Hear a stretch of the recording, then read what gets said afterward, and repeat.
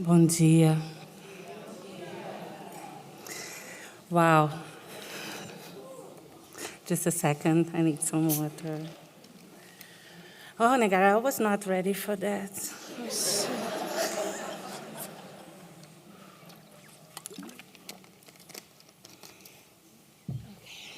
So let's start.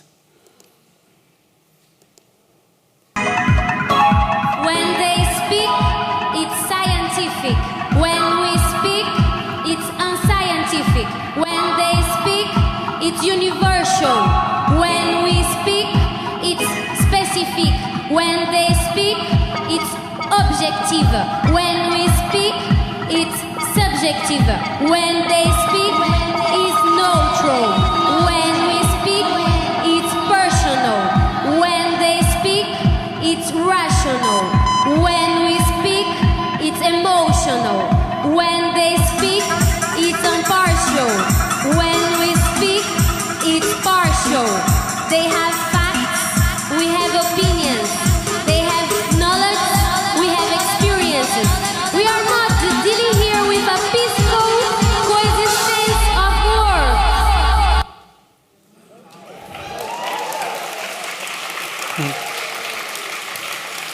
So this is Ana P. She's a dancer and filmmaker, and she's quoting parts of Grada Quilombo's Plantation's memories, as you might have recognized.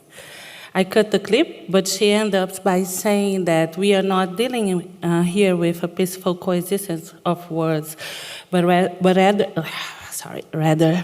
with a violent hierarchy which defines who can speak and what we can speak about. I will add that this is a violent hierarchy who also defines what is cinema, what is film culture, who can film, and who can curate films too, and so on. Thank you. I'm Janaína Oliveira. I'm a film curator and scholar born, raised, and based in the chaotic and beautiful city of Rio de Janeiro. I'm not sure if you're aware, but Rio is a kind of political laboratory of everything that happens to be the worst that happens nowadays in Brazil, except for me. But this is about to end because Lula is going to win.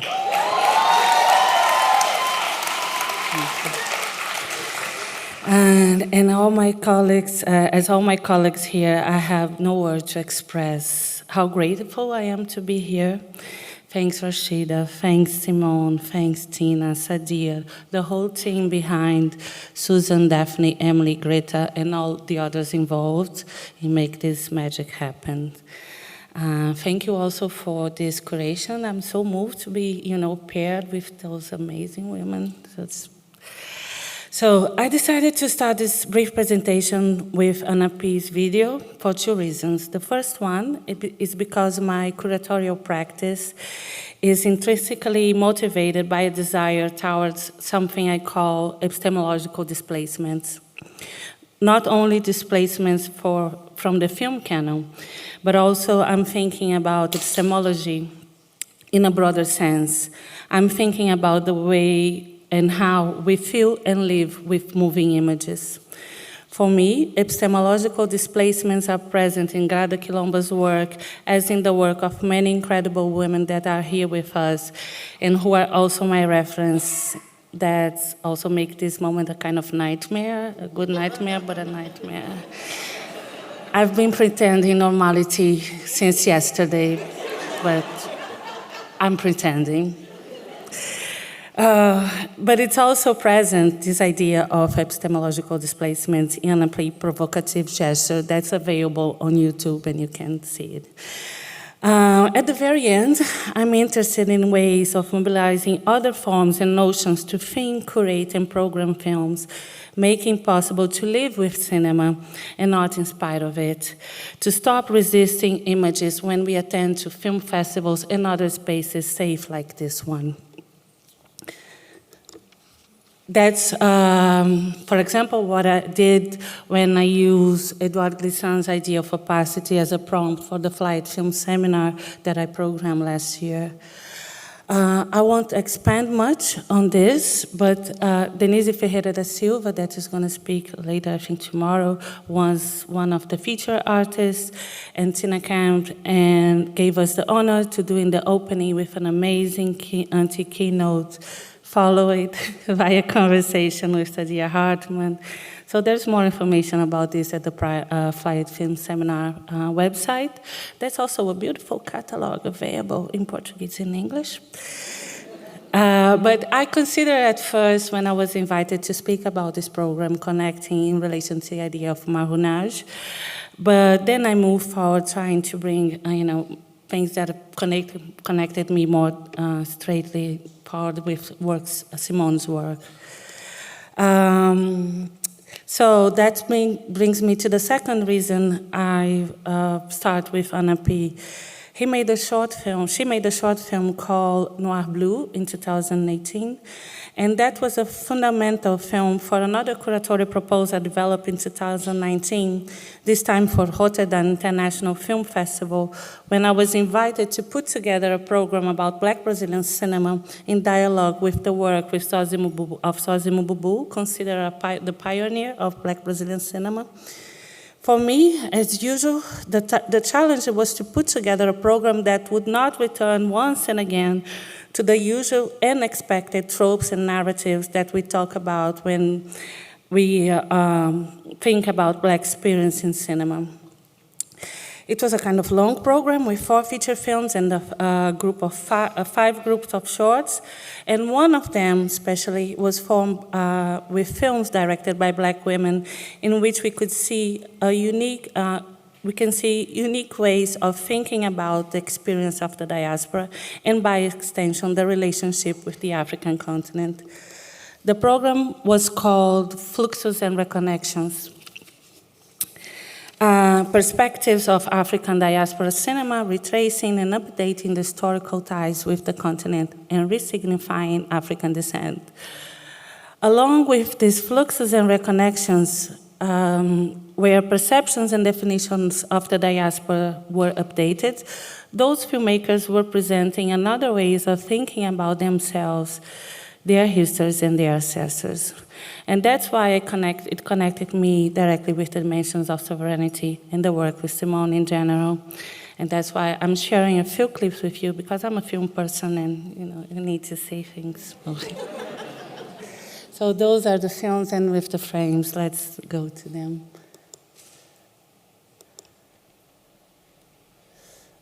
É importante saber que o que eu estou vivendo agora é o futuro que alguém sonhou para mim há muito tempo atrás. E é por isso que eu peço a bênção dessas pessoas mais velhas.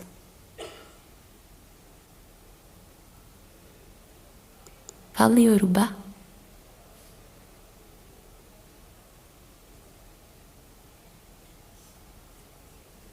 There's a little delay.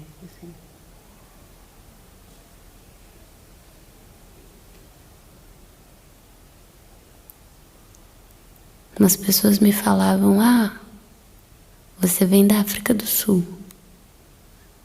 Outras, da Etiópia. Não, você vem do Congo. Não. Você vem de Moçambique. Outras, você vem do Benin.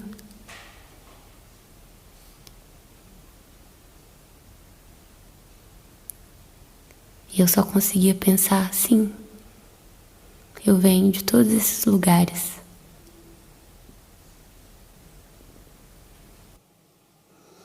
So, this is just a small clip for Noir Blue. I forgot, before moving forward, I just want to thank all the artists that been collaborating with me, Ana P, the collective Mulheres de Pedras, Urânia Muzanzo, Aline Mota, Safira Moreira, and Yasmin Tainá for their amazing work and the trust. So, Noir Blue is a travel diary of her first trip to Africa, where she went to many countries. She went to Niger, Burkina Faso, Mali, Nigeria, Ethiopia, Ivory Coast, and Mauritania. And I wrote about it for that series edited by Michael Gillespie and Liz Odin, the Black One Shot. But for me, one of the many amazing things about this film is how she merges time, in a way that she put together past, present, and futurity while navigating those different territories with her dance. Let's take this another one.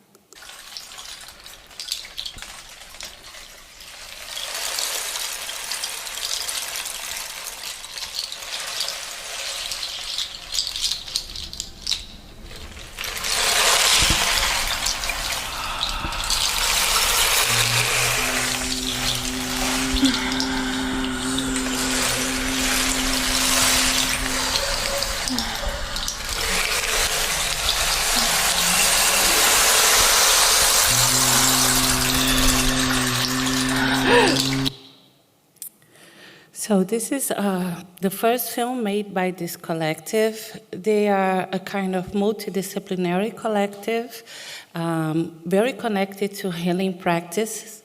And they did this film. It's a 6-minute film made in a context that, those kind of contexts, you have 48 hours to make a film in a certain place in a city. The place in the city that's here was a place in Rio called Little Africa. That's related to, the history of slavery in the town. And that dock that you see in the back, it's called the Empress Dock, and it was the main slave port in Brazil during the 19th century. Historians say that around 500,000 slaves arrived there only in the first half of the 19th century. So the film is a kind of performance, a healing performance of those women walking through the city, which connects it pretty much with Sadia's Hartman. The first time I read Venus in 2 acts. And so they are working to this collective trauma experience on this film. Unfortunately, I was really tied to the 12-minute thing, so I cut the sound of those clips, so I'll be able to speak. But this film is a beautiful film that itself is a gesture of reconnections, because the filmmaker, Urania Muzanzu from Bahia, she brought a group of Yalorixá, that's, I don't know how to translate, it's just kind of candomblé priestess, to Benin to reconnect with the same tradition there that was a historical fight. So it's so moving how the film itself can be a gesture beyond the cinematic experience. So yes, and there's no subtitle, sorry for that. This other work from Aline Mota is called Bridges Over the Abyss, where she's tracing her family roots by her grandmother revelations that her father was a son of a slave owner in the countryside of Rio. So she starts tracing it back, and it takes her to Africa. So she's doing this a kind of 3-panel film. It was an installation. And I think Aline has this kind of, all her work is related to this kind of pursuit of her ancestrality. Last, we have Safira Moreira's Crossroads, Travessia, that brings a reflection about also ancestrality, but questioning the lack of visual memories for Black folks. I'm talking about the Global South experience. If you're born during the 70s or before that, it's going to be very rare that you have family photos, for example, and she's kind of, elaborating on that, reconstructing that experience into, other photo archives. And that's, we are not listening, but that's her mom's voice talking about her trajectory. So, last but not least, I'm going to share a clip of a film that was in Rotterdam, and it was really frequent in a series of programs I've made through the years, but was not in the same group of those I just mentioned.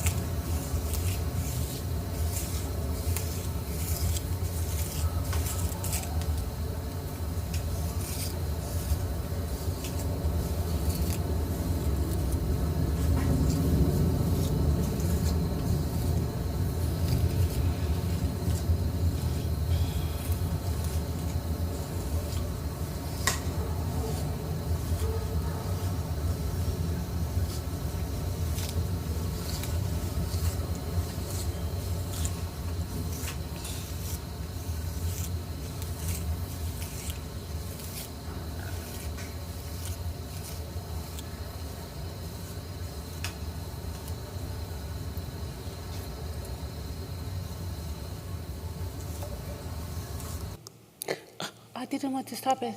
Sorry. I wanted to pause. It's okay. So Cabela, it's a short experimental film with 22 minutes made in 2015 by Yasmin Tainá. Yasmin Tainá is a peripheral filmmaker from Rio that was 19 when she made this short with an equivalent of $800 and a set, everybody involved, it's a majority of Black women, and it was made in a very collaborative process. And what is outstanding about this short is that when it premiered in the most important film theater in Rio, that by that time there was like 600 places, and it was packed both days and the next weekend. This film is fundamental for a young and not so young generation of Black Brazilian women, but also keep causing a great impact where it's screened abroad. You can see it on YouTube with English subtitles. Again, I won't have time to develop much about it because my time is over. But I'll end up by saying that in cinema, listening to the ordinary sound of a natural hair being combed also speaks about sovereignty. And that can be revolutionary in the expansion of the film culture possibilities. Obrigada. Thank you.